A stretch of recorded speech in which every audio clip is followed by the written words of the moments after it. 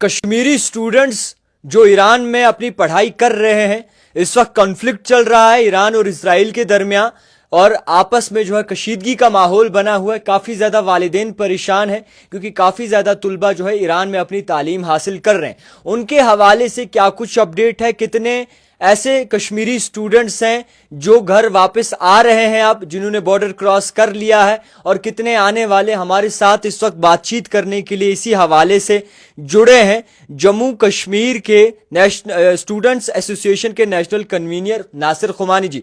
नासिर, बहुत शुक्रिया वक्त देने के लिए। क्या ऑफिशियल डेटा है आपके पास? तफसीलन बताइएगा, कितने कश्मीरी स्टूडेंट इस वक्त स्टडी कर रहे हैं ईरान में, और कैसा माहौल है इस वक्त? क्या बच्चों से आपकी बात हुई? शुक्रिया जावेद साहब। जैसा कि आपको पता है कि ईरान में किस प्रकार के हालात हैं, किस तरह से जो है इसराइल और ईरान के बीच मिसाइल, ड्रोन्स और बाकी हथियारों का इस्तेमाल किया जा रहा है। इन सबके बीच हमारे जो जम्मू कश्मीर के स्टूडेंट हैं, कश्मीर घाटी से स्पेशली, जो वहाँ प्रोफेशनल कोर्सेज परसू करते हैं, स्पेशली एमबीबीएस कोर्सेज, जिनकी 1300 के आसपास बताई जा रही है, और हमारे पास क्लियरिफाई भी है कि 1300 से 1500 के आसपास हमारे कश्मीर घाटी के अलग अलग रीजन से, अलग अलग एरिया से वहाँ स्टूडेंट पढ़ाई कर रहे हैं। तो इस सबके बीच में वो काफी ज्यादा जो है डरे हुए हैं, क्योंकि मिसाइल, मिलिट्री एक्टिविटी और बाकी जिस तरह साजो सामान का इस्तेमाल इस जंग में किया जा रहा है, और लग रहा है कि ये कोई 3 दिन 4 दिन वाला वार नहीं है, बल्कि जिस प्रकार से हालात चल रहे हैं, लग रहा है कि फुल फ्लेजेड वॉर की तरह जो है हालात जो है आगे चल रहे हैं। तो इस सबके बीच में जम्मू कश्मीर के जो स्टूडेंट्स हैं वो काफी ज्यादा परेशान है।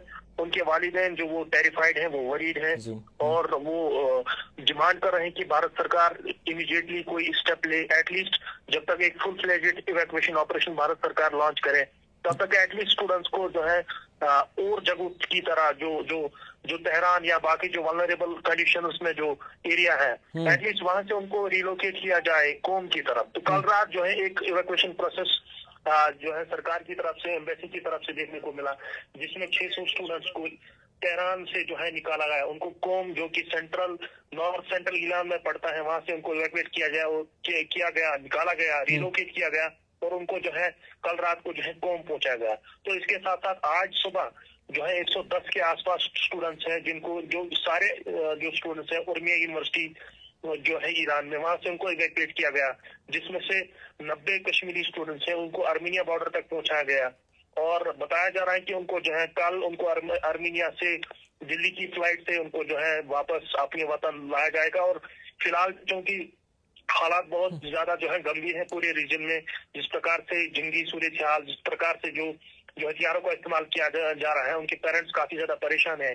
और हमने कल प्रधानमंत्री को चिट्ठी भी लिखी थी कि आप जब तक भारत सरकार फुल फ्लेजेड इवैक्यूएशन प्रोसेस चलाए, एटलीस्ट उन स्टूडेंट्स को तब तक जो है रिलोकेट सेफर जगहों तक जो है पहुंचाया जा सके। तो प्रधानमंत्री से हमने रिक्वेस्ट की थी कि आपने यूक्रेन में जब हालात खराब थे, हमारे बच्चे फंसे थे, आपने ऑपरेशन गंगा लॉन्च किया था, आपने ऑपरेशन राहत यमन में लॉन्च किया था, काफी सारे रीजन में जहाँ हमारे लोग आज तक फंसे थे, सरकार ने भरपूर ताउन किया। तो हमने मिनिस्ट्री से रिक्वेस्ट की है, प्रधानमंत्री से रिक्वेस्ट की है कि इसी की तरफ पे, यूक्रेन की तरफ पे, यमन की तरफ पे इस प्रकार का एक ऐसा ऑपरेशन जो है चलाया जाए, स्टार्ट किया जाए, ताकि जो फंसे हुए स्टूडेंट्स हैं, फंसी हुई जो फैमिलीज हैं, जो कि वेरी वरीड है, टेरिफाइड है, उनको वापस वतन लाया जा सके, और ताकि जो उनकी फैमिली जो परेशान है उनको जो है रिलीफ मिल जाए। कितने तालिब इल्म आज वापस आ रहे हैं वहां से? सेफ जगह उन्हें मुंतकिल किया गया है, बॉर्डर क्रॉस कर चुके हैं, और कितने अभी फंसे हुए हैं? 110 के आसपास जो है, जो कि उर्मिया यूनिवर्सिटी ईरान से जो है ईरान में पढ़ाई कर रहे हैं, उनको इवैक्यूएट किया गया, और बॉर्डर तक वो पहुंच के उन्होंने बॉर्डर क्रॉस किया है, और अगले 2 घंटे में वो कैपिटल सिटी जो है येरवन में पहुंचने वाले हैं। इसमें से जो है 90 कश्मीर घाटी के अलग अलग रीजन से, अलग अलग एरिया से जो है बिलोंग करते हैं। हालांकि बताया जा रहा है कि खाली 7 स्टूडेंट्स हैं, कहीं जगह मीडिया रिपोर्ट्स हैं, बट हम आपको क्लियर करना चाहते हैं 7 स्टूडेंट्स नहीं, बल्कि 90 स्टूडेंट्स हैं कश्मीर घाटी से बिलोंग करते हैं।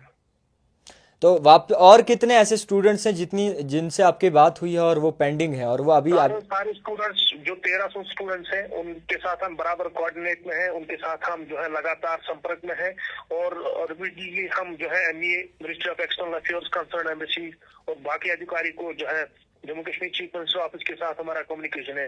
लगातार पल पल की जो है अपडेट हम उन तक जो है पहुंचा रहे हैं। हालांकि परसों वाला जो इंसिडेंट है शाम को जो हुआ था, जिसमें 2 कश्मीर घाटी के स्टूडेंट इंजर्ड हो गए थे, बिल्कुल बिल्कुल माइनर थी, लेकिन बताया जा रहा है कि उनकी जो हालत है वो स्टेबल है। उनको इलाज मुआवजा के लिए मुकामी अस्पताल जो है लिया गया और फिर उनको जो है सेफर जगह तक रिलोकेट भी किया गया था। और लेकिन जो वो इंसिडेंट परसों शाम गए जो इंसिडेंट हुआ, उससे सेंस ऑफ फियर पेरेंट्स के साथ साथ स्टूडेंट्स में फैल गया है। और पेरेंट्स की यहाँ से लगातार डिमांड है कि भारत सरकार इमीडिएटली इवैक्यूएशन ऑपरेशन चलाया जाए, ताकि जब अगर कल को जब हालात डिटोरेट होते हैं, कल को हालात ज्यादा खराब होते हैं, तो उन हालात में जो है हमारे कश्मीर घाटी के स्टूडेंट फंसे नहीं, चाहे वो ज्यादा जो है परेशान ऑलरेडी है, वो टेरिफाइड ऑलरेडी है, वो वरीड ऑलरेडी है। तो भारत सरकार से हमारी यही अपील है कि इमीडिएटली कोई इवैक्यूएशन ऑपरेशन चलाया जाए, ताकि जो कश्मीर घाटी में अलग अलग पेरेंट्स परेशान है, वरीड है, उनको सहायता रिलीफ मिल पाए। खैर, बहुत ज़्यादा शुक्रिया वक्त देने के लिए, और आपने वक्त दिया। बहुत अच्छा काम कर रहे हैं Nasir, thank you so much. मैं आपको बताना चाहूँगा कि ईरान और इजराइल के दरमियान जो जंग चल रही है वो अब कोई छोटी जंग नहीं रही। वो अब ये नहीं रहा कि कुछ दिनों में ख़त्म हो सकती है। आने वाले 4-5 दिनों तक हालात पेचीदा रह सकते हैं। आने वाले 4 दिनों तक हालात जो है इसी तरीके के दिख सकते हैं। और आपको मैं ये भी बता दूं कि G7 समिट जो था उसमें से डोनाल्ड ट्रंप जल्दी निकल गए, क्योंकि ईरान और इजराइल के दरमियान जो आपस में इख्तलाफात हैं उसको लेकर, और जिस तरीके से ये सबमिट किया गया था, उसमें से जल्द जो है डोनाल्ड ट्रंप निकल गए, ये कहकर कि कहीं ज़्यादा और काम जो है मुझे करने हैं। और डोनाल्ड ट्रंप ने साफ तौर पर यह अयां किया है सबके सामने कि हम इजराइल के साथ खड़े हैं, इजराइल के साथ हैं। और अब ये रिपोर्ट्स की माने तो ये कहा जा रहा है कि अब शायद अमेरिका भी तैयार है हमला करने के लिए ईरान पर।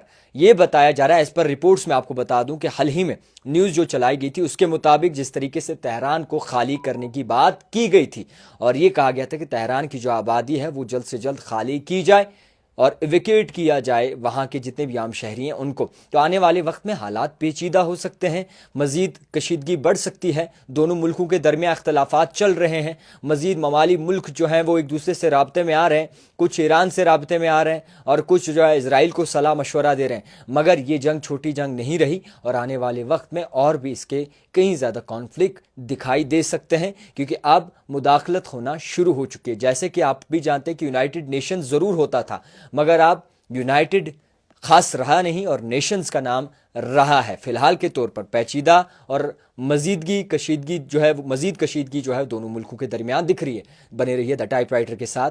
कश्मीरी जितने भी तालिब इल्म हैं उन्हें वापस लाने की कोशिश की जा रही है। हिंदुस्तान की इंतज़ामिया द्वारा, जम्मू कश्मीर इंतज़ामिया द्वारा 90 स्टूडेंट्स की घर वापसी होगी कल तक या परसों तक, ये बताया जा रहा है। इस पर रिपोर्ट्स देखते रहिए द टाइपराइटर जावेद खान के साथ।